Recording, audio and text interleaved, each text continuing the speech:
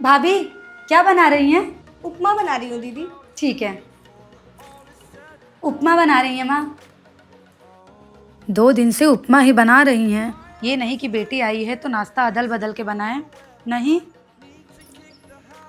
ये लीजिए माँ जी नाश्ता।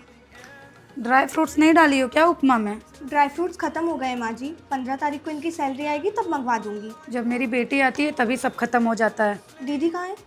कमरे में है अपने। ये लीजिए दीदी, नाश्ता कर लीजिए। रख दीजिए भाभी, ये घड़ी करके रख देती हूँ, फिर खा लूँगी। अरे ये सब मेरा काम है, मैं कर लूँगी, आप पहले नाश्ता कर लीजिए। अच्छा ठीक है। अरे वाह, काम कैसे करवाना है उसकी व्यवस्था पहले से ही हो जाती है। लेकिन मेरी बेटी आ रही है, ये नहीं कि उसके खाने पीने का व्यवस्था कर दें।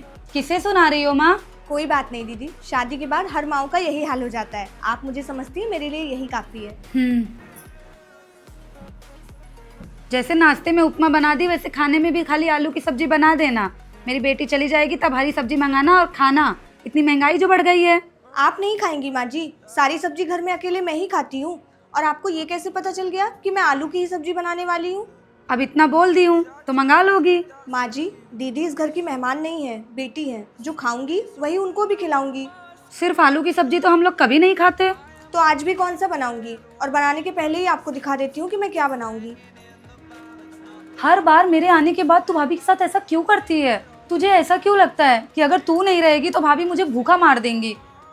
माँ मेरी बात ना कान खोल के सुन ले।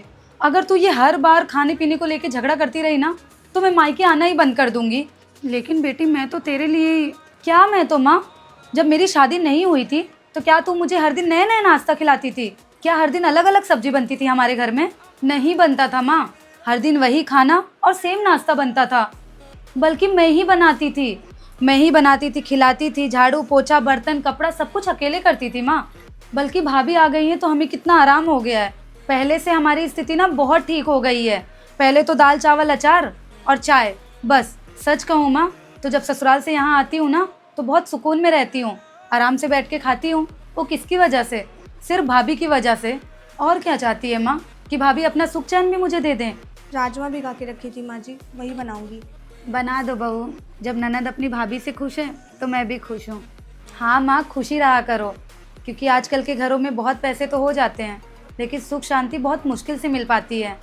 सही कह रही है बेटी, ये बात सास समझ ही नहीं पाती है। ना मेरी समझ पाई और ना अब इसकी समझ रही थी। मुझे माफ़ कर देना। कमेंट बॉक्स में आप बताइए कि शादी के बाद बेटियों को लोग मेहमान क्यों समझने लगते हैं।